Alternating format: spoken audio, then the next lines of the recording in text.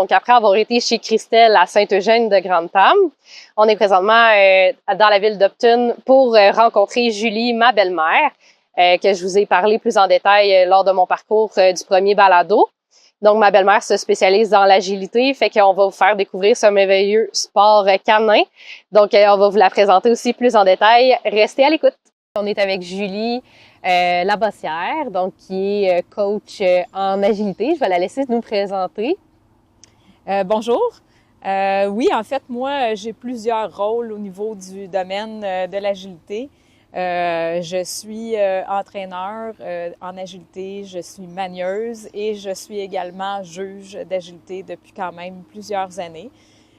Donc, j'ai un volet assez élargi par rapport à ce que je peux jaser sur ce domaine-là. J'ai débuté mon parcours en 2005. En fait, j'avais suivi des cours d'obéissance avec un dalmatien, puis quelqu'un m'a approché pour commencer à dire, bon, est-ce qu'on pourrait tenter de faire des cours d'agilité? Il me semble que tu serais une personne qui aimerait ce genre d'activité. Et puis par la suite, ben oui, je me suis lancée là-dedans et j'ai jamais arrêté de progresser dans ce milieu-là. Puis c'est sûr que j'ai rencontré plusieurs races aussi là, au fil des ans. Il y avait mon dalmatien qui était quand même un très grand défi. Ensuite, il y a eu un berger australien. Puis après, je suis plus allée vers les chiens de berger, border collie. Puis ensuite, ben, je suis revenue à me donner des petits défis avec les chiens que j'ai présentement, c'est-à-dire un rat terrier, un petit caniche aussi, des races que je ne connaissais vraiment pas, que j'ai accepté d'inclure dans ma petite famille. Puis quand même, je suis très, très fière de ce que ça a donné en bout de ligne. J'ai fait beaucoup de compétitions avec tous ces chiens-là, que ce soit au Québec, que ce soit en Ontario, aux États-Unis, dans d'autres pays également en Europe, là, en Suède, en Italie, en Belgique. Je suis allée dernièrement en Bretagne.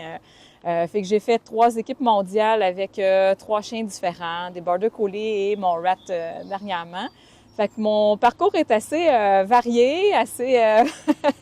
On a eu beaucoup de défis. Je pense que c'est pas tout le monde qui veut aller vers l'international, mais moi, je suis une personne très compétitive. Fait que quand j'ai eu l'opportunité de le faire, je l'ai fait. C'est sûr que c'est pour l'association canadienne là, du AAC, mais il y a quand même plusieurs autres associations. On pourra en reparler un petit peu plus tard. Qui offre la possibilité là, d'aller compétitionner. Et puis, si c'est pas compétitionner aussi, c'est pour le plaisir. Là, c'est une activité qu'on va explorer un peu, puis on va voir comment on peut s'amuser avec notre chien à travers ça. Voilà. Donc, l'agilité, c'est un sport canin qui a quand même débuté depuis longtemps en Europe, ensuite aux États-Unis. Ici, au Québec, au Canada, c'est un petit peu moins populaire. Et puis, ce que ça comporte, c'est le manieur et le chien doivent courir ensemble sur un terrain. Il y a différentes grandeurs de terrain possibles, différentes surfaces aussi possibles. On peut avoir du gazon, on peut avoir du gazon synthétique, on peut avoir du sable, dépendamment des endroits qui sont disponibles pour nous. Puis, il y a différents jeux, différents types de parcours qui sont performés par le manieur et le chien.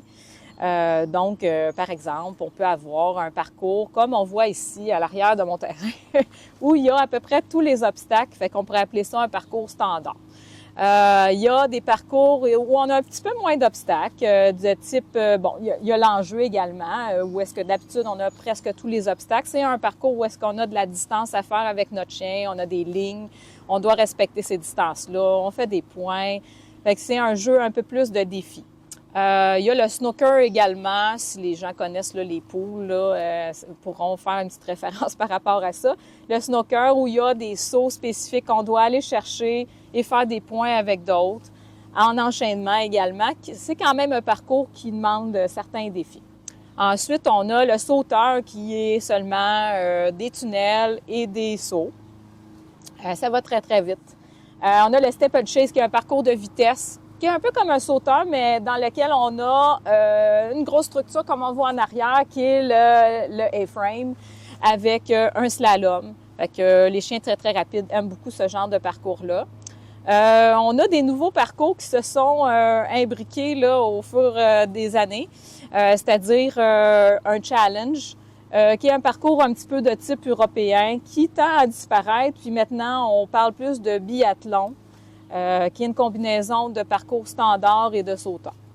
Fait que ça, c'est les types de parcours qu'on a à peu près. Si on va dans différentes associations, des fois, il peut y avoir des petites variantes là, au niveau de comment les jeux sont faits, tout ça. Voilà. Fait que ça, c'est pour un petit peu les types de parcours qu'on a. On pourrait parler des règlements, comment qu'on s'inscrit quand on débute, madame, monsieur, tout le monde qui peut commencer ça. Donc, pour ce qui est des règlements puis du fonctionnement, disons quelqu'un qui serait intéressé là, à débuter, c'est certain qu'il faut prendre des cours avant d'aller s'inscrire en compétition. Mais quand on a fait tout le processus, il faut avoir une carte de l'association sur laquelle on a toutes nos informations, l'information du manieur, l'information du chien qui va courir. Et puis là, à ce moment-là, ben, on a un site pour ce qui est du Québec. Là. Comme je dis, il y a plusieurs associations, donc il peut y avoir d'autres sites où on peut aller s'inscrire.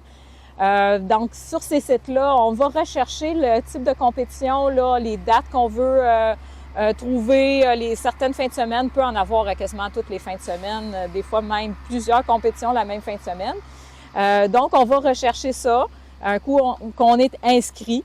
Et puis, on arrive là-bas et puis là, on participe en tant que... ça peut être un manieur adulte, mais ça pourrait être un jeune manieur aussi, une belle catégorie où est-ce qu'on a des jeunes qui sont quand même habituellement peut-être à 6-7 ans. Avant ça, c'est plutôt rare, mais les gens, bon, en fait, la famille a le chien et puis le jeune vient courir le chien de la famille aussi. Fait que ça fait une belle activité qu'on peut faire ensemble. Et puis... dans le fond, là, le manieur se prépare pour sa compétition. Il y a tout un processus durant la compétition où est-ce que le matin, on doit marcher le parcours avec son chien pendant 5 à 7 minutes. Après, ben, on performe le parcours selon la hauteur à laquelle notre chien va sauter. Et puis, ça se passe comme ça toute la journée, habituellement de très tôt le matin, sûrement 7 heures à peu près, jusqu'à 5 heures le soir. Sous une température variable. C'est sûr que si on est à l'intérieur, on est content, mais si on est à l'extérieur, ça arrive qu'il y a de la pluie ou de la grosse chaleur et puis on s'adapte à travers ça. On fait attention au coup de chaleur. On amène tout l'équipement nécessaire pour faire en sorte qu'on ait ce qu'il faut pour que notre chien soit bien entre chaque course. Fait que voilà, ça c'est le processus pour s'inscrire. Évidemment, ça prend un certain âge aussi. On ne peut pas compétitionner avant que le chien ait 1 an et demi. Bon, c'est certain qu'on veut respecter le développement là, physique du chien, tout ça. Fait qu'on a mis, il y a un âge de base où est-ce que les gens ne peuvent pas s'inscrire avant ça. Par contre, il y a des fun matchs qui existent. Fait que les gens qui vont pas aller faire une compétition officielle vont pouvoir aller s'inscrire à des fun matchs qui sont annoncés la plupart du temps sur Facebook, sur les clubs comme tels, leur site Internet, où est-ce que les gens vont aller s'inscrire puis aller valider des choses, aller travailler des points, soit du focus, soit vérifier si le chien maîtrise les obstacles dans un contexte où est-ce que il y a un peu plus de stress, un petit peu plus de distraction, pour après aller en compétition, parce que dans le fond, c'est important de valider ça avant de se lancer, de payer un parcours où est-ce que c'est officiel, puis finalement que notre chien n'aime pas vraiment ça, que nous, on soit trop stressés. Fait qu'il faut aller vérifier tout ça. Fait que moi, j'encourage les gens à aller faire beaucoup de fun match avant de faire des compétitions. C'est moins cher aussi. C'est presque la moitié du prix par parcours. Donc, en moyenne, c'est à peu près 10 $ pour un parcours de fun match, puis une vingtaine pour un parcours de compétition régulière. Fait que on a un petit règlement aussi que j'ai pas pensé de nommer. Auparavant, on pouvait pas porter de collier. Quand les chiens couraient, le collier était interdit. On avait décidé que c'était un règlement établi.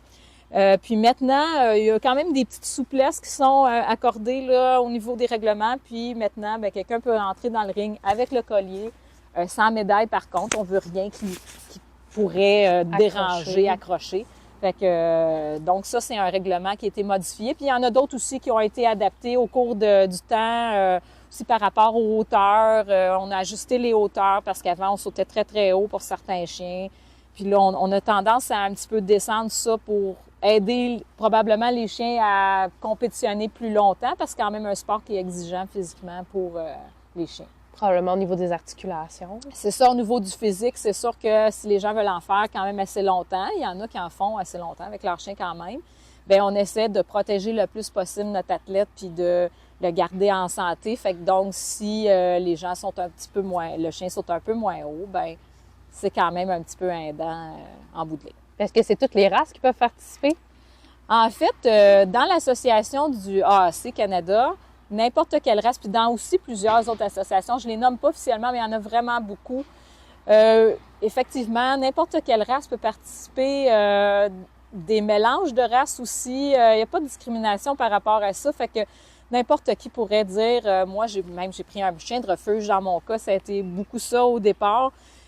Puis on prend ce chien-là, c'est notre chien de famille, on l'amène, puis on fait des compétitions avec, puis il n'y a aucun problème. On n'a pas besoin d'avoir un pedigree ou quoi que ce soit.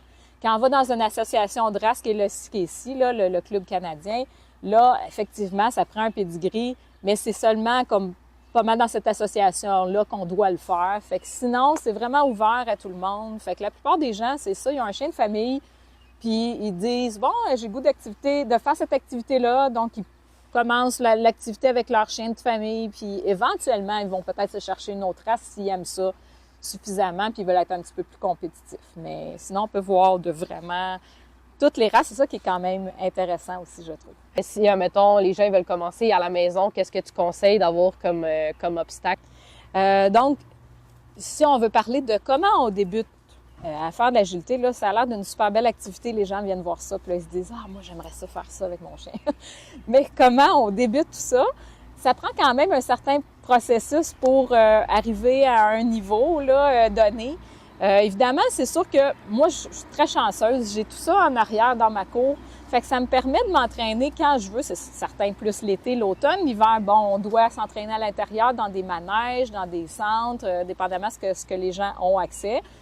Mais il faut penser que oui, ça nous prend, sinon si on n'a pas ça dans notre cours, il faut avoir un club qu'on connaît, dans lequel on peut s'inscrire, qu'on peut prendre des cours progressivement. Ce que moi, je propose, c'est certain que quand on a un chien qui est chiot, on peut quand même commencer plusieurs choses, mais il faut y aller vraiment de base au sol. On respecte le développement du chien, mais on peut quand même commencer certaines petites choses. Des gauches-droites, faire de tour des cônes, montrer à toucher dans les mains. Ça, c'est tous des petits trucs qu'on peut commencer au début. De toute façon, on aime ça, faire des petits tours avec nos chiots quand on les a. Fait qu'on peut déjà commencer ce processus-là très, très tôt. Puis ensuite, bien, c'est sûr que si on a l'espace chez nous, habituellement, les gens n'ont pas les grosses structures qu'on voit à l'arrière parce que ça prend quand même beaucoup d'espace, mais avoir un petit slalom de 6 pôles, avoir un tunnel ou deux, avoir quelques sauts, bien ça, c'est quelque chose que si les gens peuvent avoir ça dans leur cours, ça peut être aidant, peuvent quand même faire plusieurs séquences juste avec ces obstacles-là.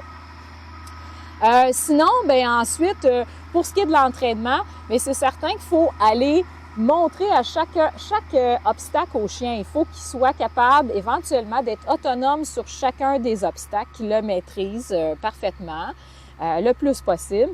Parce que nous, comme manière, on se déplace sur le terrain, puis on n'est pas toujours à côté de notre chien. Initialement, oui, mais éventuellement, on fait une certaine distance. Donc, on s'attend que notre chien, avec le vocal, avec le physique en pointant, on s'attend que notre chien va aller faire l'obstacle qu'on lui demande. Évidemment, ça prend beaucoup de gâteries, des jouets, ça prend tout ça pour entraîner notre chien parce que, bon, c'est notre athlète, on lui demande de travailler pour nous et avec nous. Fait qu'à quelque part, il faut les récompenser, il faut leur donner le goût de continuer puis d'aimer ça, de faire ça en équipe. C'est un travail d'équipe.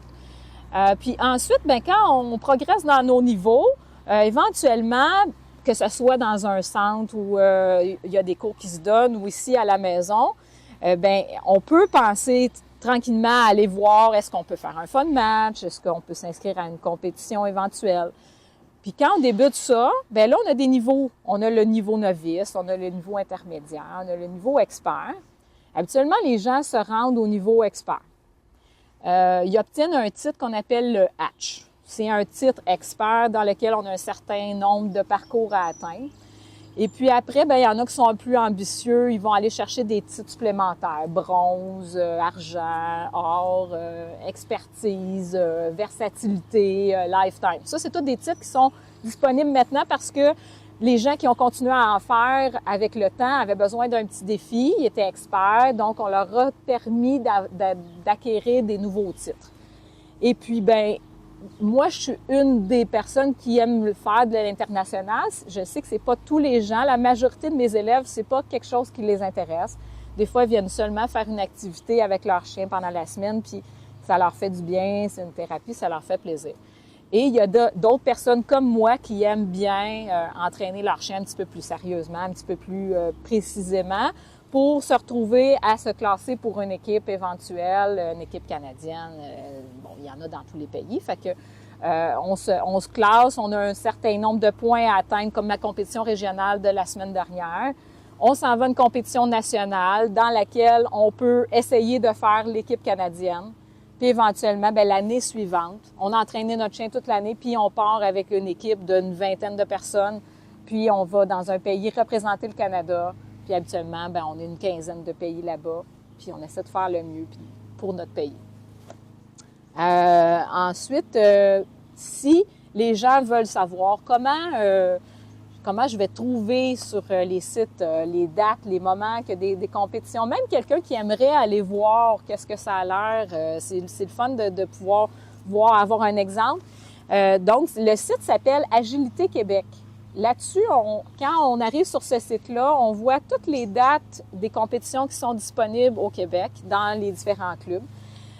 Donc, c'est possible d'aller ouvrir un formulaire la plupart du temps, puis regarder à quel endroit ça se fait, comment s'inscrire, tout ça. Fait que les gens qui sont dans le milieu sont habitués à faire ça habituellement. La première fois, des fois, on a besoin d'aide un petit peu pour le formulaire, pour la hauteur que notre chien doit sauter, tout ça.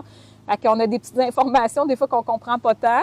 Mais par la suite, un coup que c'est fait au moins une fois, bien après, là, habituellement, on rentre dans le processus, puis là, on s'informe pour s'inscrire. Puis vu que c'est devenu très, très populaire, ça devient quand même difficile de s'inscrire, vu que beaucoup de gens s'intéressent à ce sport-là. Faut être rapide pour s'inscrire durant les fins de semaine. Fait que voilà, en gros, c'est pas mal ce qui couvre là, nos niveaux et tout ça. Merci beaucoup, Julie, de nous recevoir chez toi aujourd'hui. Puis on va pouvoir te suivre sur les réseaux. Puis il y a des compétitions que tu vas être présente prochainement. Oui, effectivement. En fait, la semaine prochaine, en fait, je serai à Montréal pour une compétition de UKI, qui est une autre association. Et je serai également à Saint-Basile pour le club de la Montérégie, où je donne des cours tout l'été et l'hiver également. Donc, il y aura une compétition samedi et dimanche prochain à Saint-Basile. Ensuite, plus tard, dans le mois de juillet, il y aura une coupe aussi UKI, pas une coupe, un classique qui aura lieu à Québec, à Saint-Augustin-de-Desmaures, au stade de Leclerc.